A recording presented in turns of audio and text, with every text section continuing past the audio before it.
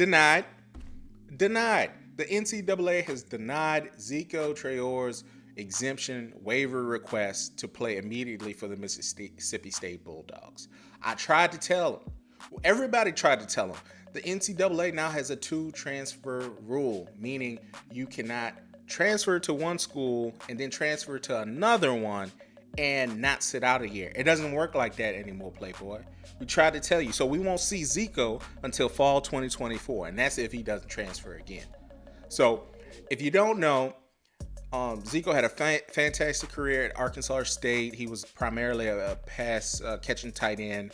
He decided to go to a place that wanted him to transfer to Colorado. He thought it would be a bigger platform. From what I was told, he thought he would have the same role as he did in Arkansas State.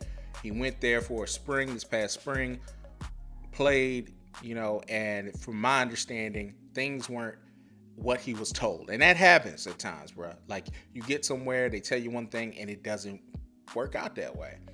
So instead of staying there, he decided to transfer again.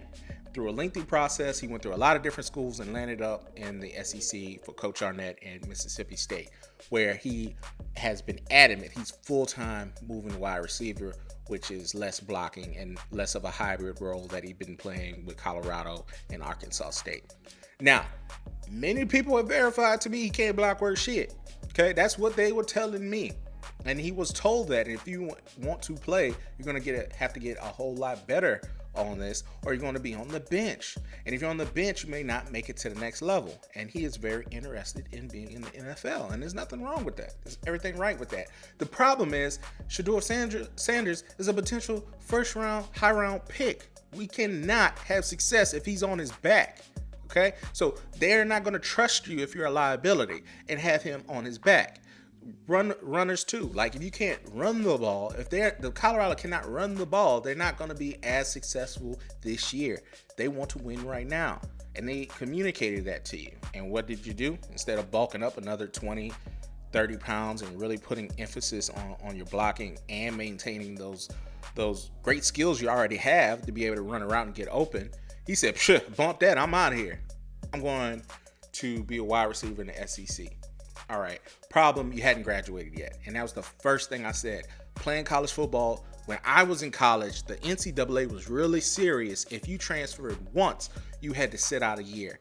That's unless you went to like a lesser division. But if you just went to a SEC school to another SEC school or a Pac-12 school or wherever, you're going to have to sit out a year. They softened over the years and allowed two transfers because of, just all the bullshit. Just there's NIL and they're not paying the players and they know they're an outfit, but they said, look, we're going to have to give the players something that kind of appease them.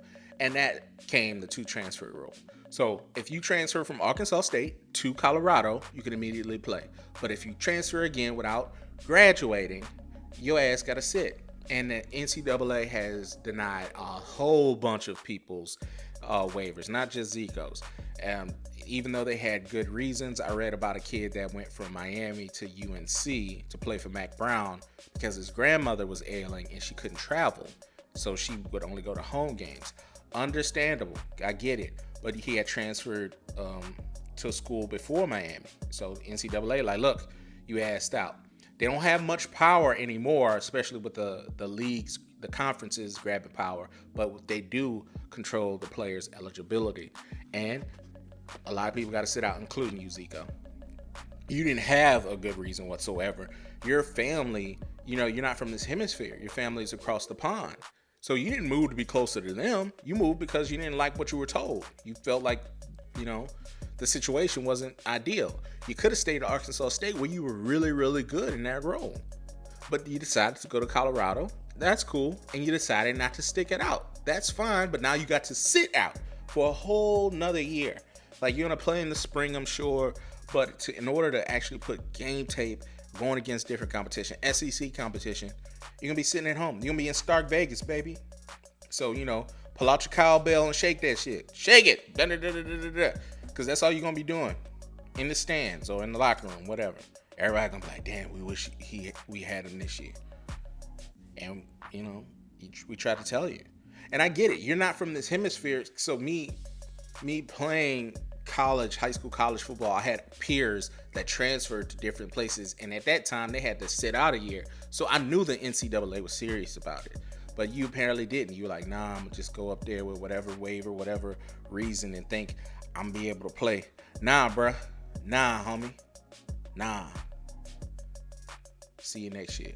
Heritage Sports.